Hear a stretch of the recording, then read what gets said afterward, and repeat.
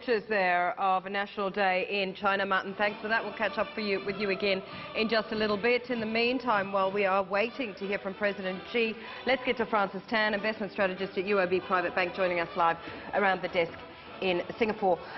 Let me ask you, Francis, what does this mean from an investment perspective? I mean, this is quite incredible what we're watching. This is such a significant size military. We're going to see something like 15,000 troops, 150 or 160 aircraft, 580 pieces of military equipment. Well, first of all, just look at the soldiers. They were marching just now. I'm so mesmerized by that, the way they are marching. So I guess this comes to mind right now on China's might in a few areas. Economic might, military might, and it's standing in the world stage right now. Well, when it comes to investment strategy, we always look at the longer term, and what longer term means that we want a stable annualized return that's on the higher side.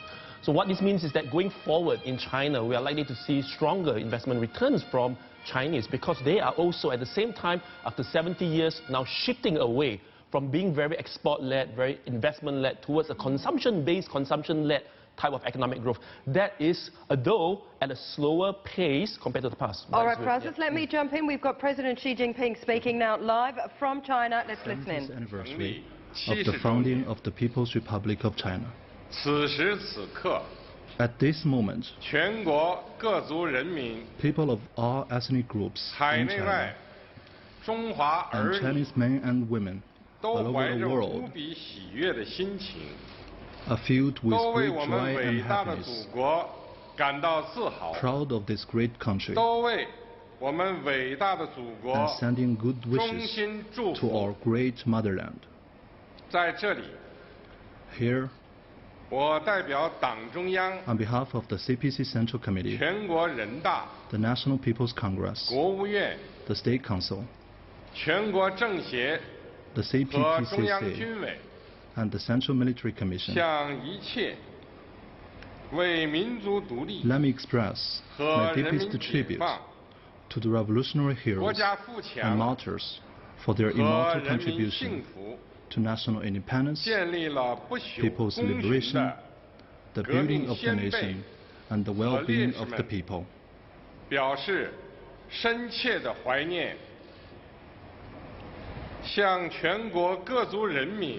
Let me congratulate people of all ethnic groups and patriotic Chinese all across the globe. Let me also extend my sincere gratitude to friends of all nations who have cared for and supported China's development.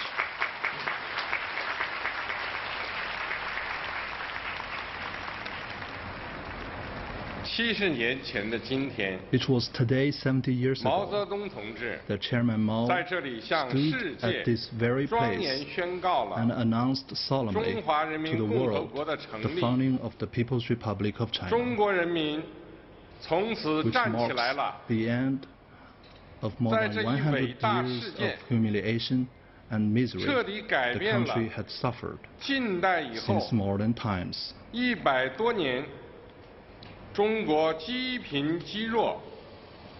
Chinese people managed to stand up on their feet and embark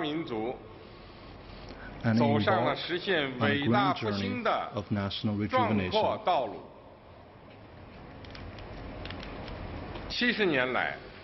Over 70 years,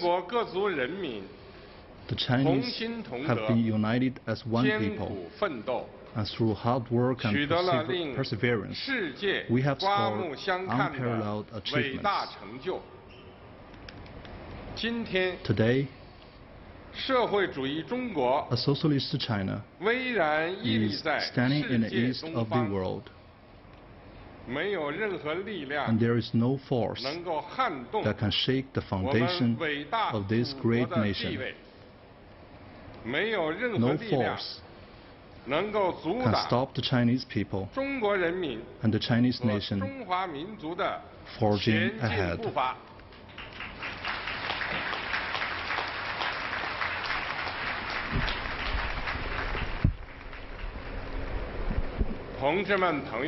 Comrades, friends, Forging ahead, we will remain committed to the leadership of the Communist Party of China, put people first, stay true to the socialist path with Chinese characteristics, comprehensively follow through the basic theoretics, guidelines, and strategies, meet people's aspiration for a better life, and engage in new and historic endeavors. Forging ahead, we must remain committed to the strategy of peaceful reunification and one country, two systems. We will maintain long-term prosperity and stability of Hong Kong and Macau, advance the peaceful development of cross-strait relations, unite the whole country, and continue to strive for the complete unification of our country.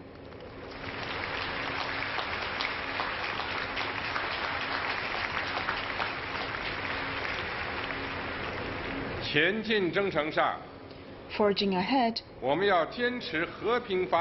must remain committed to the path of peaceful development, uphold the open strategy of win-win cooperation, and continue to join hands with all the peoples in the world to build a community of a shared future for mankind. The People's Liberation Army of China and the People's Armed Police Force will forever retain the characters, purposes, and the nature of being the people's military. They will resolutely safeguard the sovereignty, security, and development interests of the nation and resolutely protect world peace. Comrades, friends, China yesterday is already engraved in the history of mankind. China today is created by hundreds of millions of hardworking Chinese, and China tomorrow will be even more prosperous. The party, the army, and the people of all ethnic groups must be more firmly united, remain true to our original aspiration, and keep our mission firmly in mind. We must continue to consolidate and develop this People's Republic and continue our struggle to achieve the two centenary goals and to realize the Chinese dream of national rejuvenation.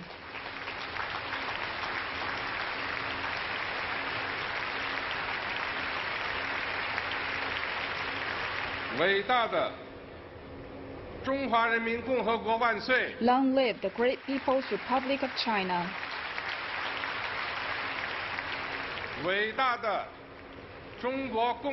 Long live the great Communist Party of China.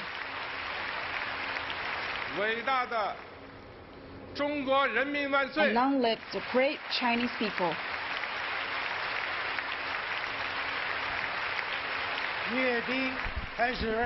Now the military review starts.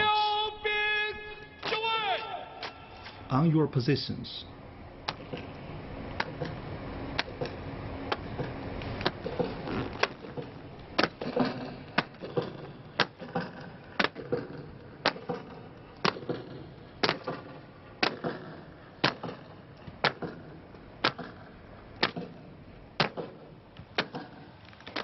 All right, President Xi Jinping there addressing the people of China on the 70th anniversary of the PRC. Now remember, he's hit all the right notes, and as I go across to my colleague Martin Soong to get his perspective from on the ground. Martin, it's really some of the points that President Xi Jinping made in his speech, pretty much on expected lines, have reinforced the message he wants to send out to the world, starting with the fact that he emphatically has stated that there's no force that can shake the foundation of this nation. Through hard work, China has made unparalleled achievements.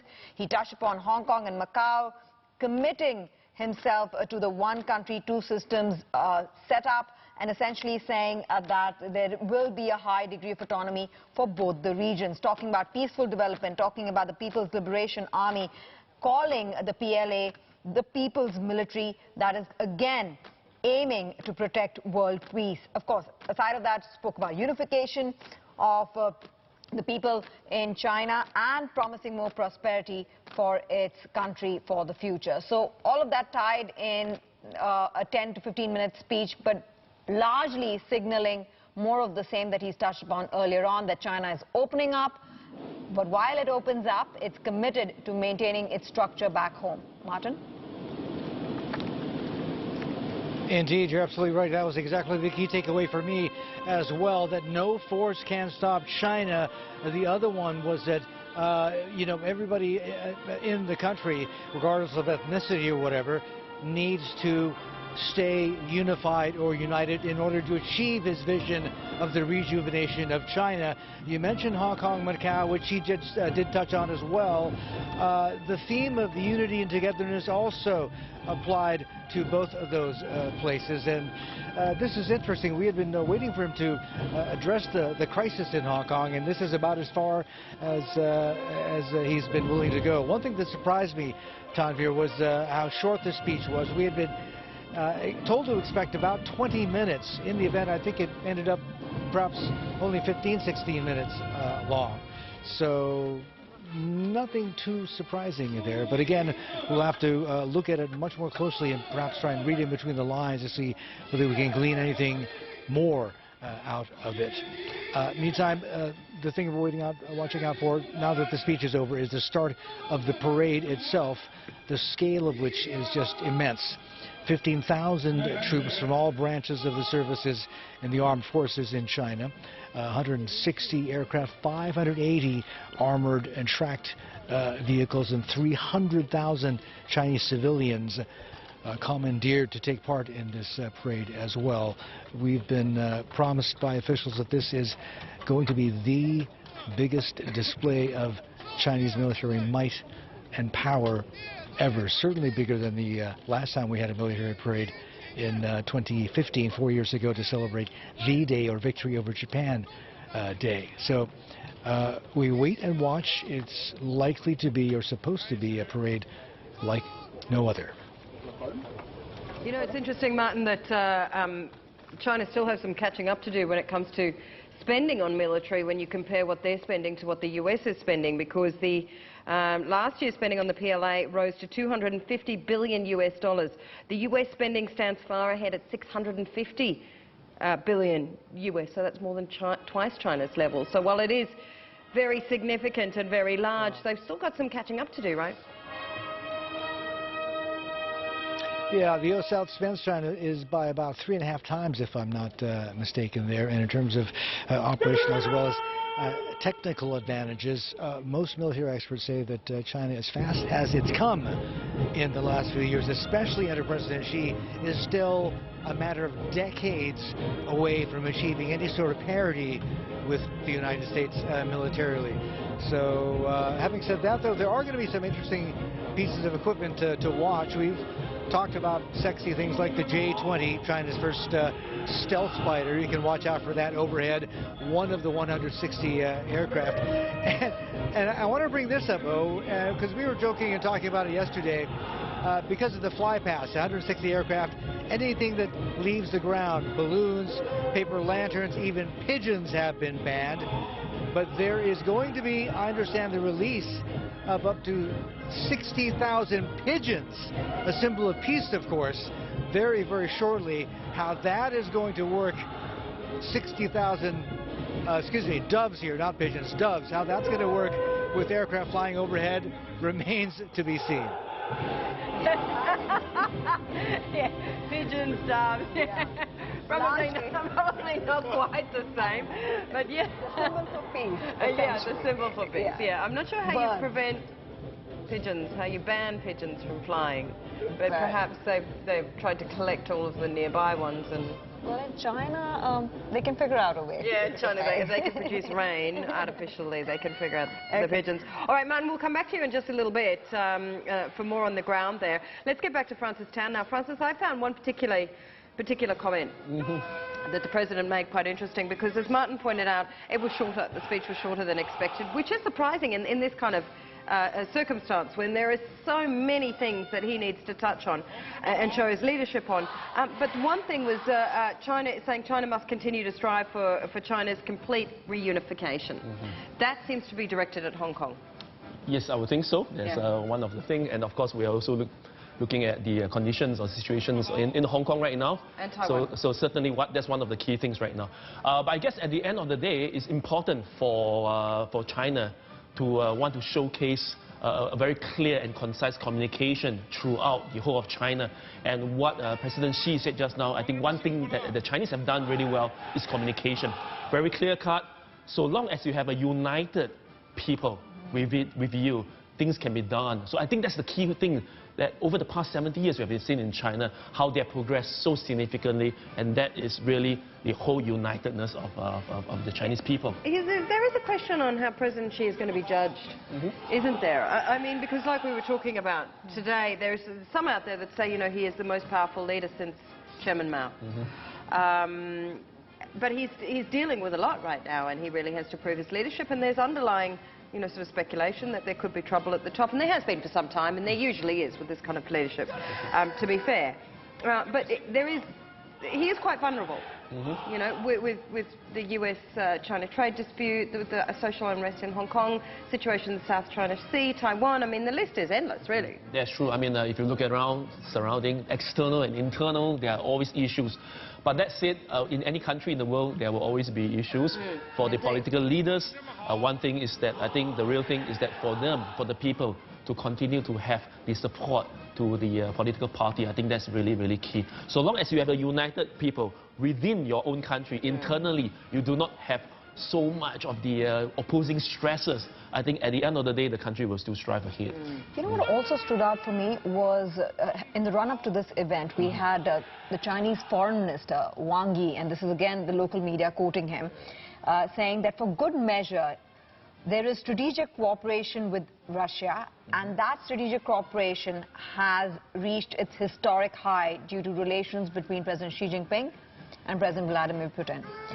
So you know, on the sidelines of this event, the mention of Russia by the Foreign Minister of China is, I think, a strong signal being sent out that, yes, we are strong in this part of the world.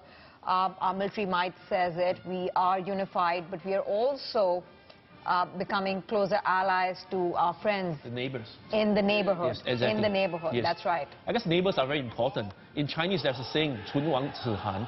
Meaning that those that are very close to you, if something happens to them, you will suffer too. So neighbor is very important. I mean, look at ASEAN today, in fact.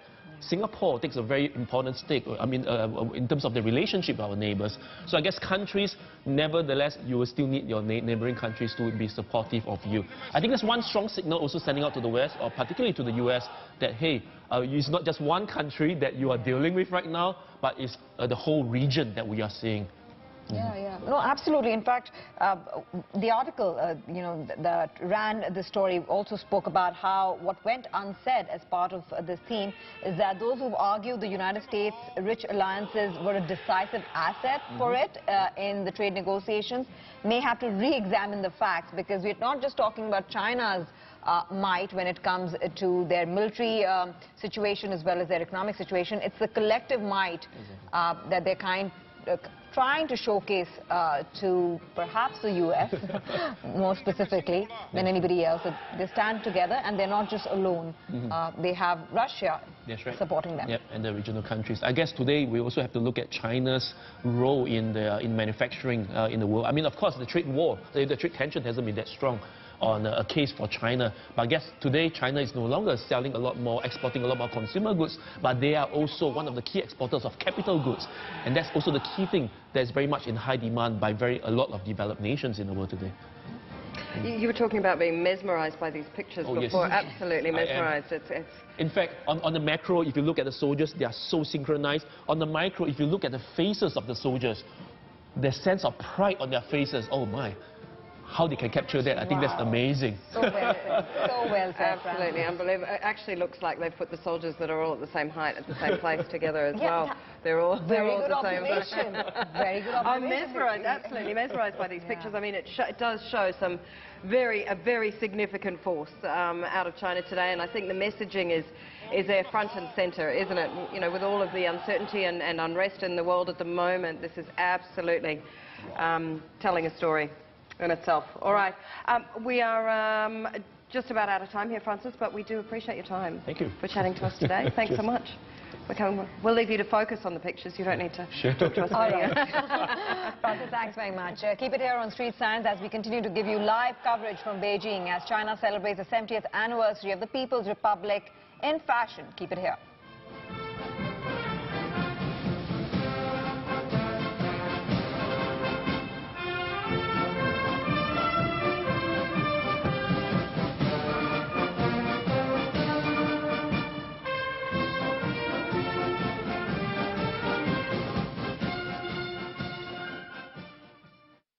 Today's Forex update is presented by Interactive Brokers. 125 markets, 31 countries, 24 currencies.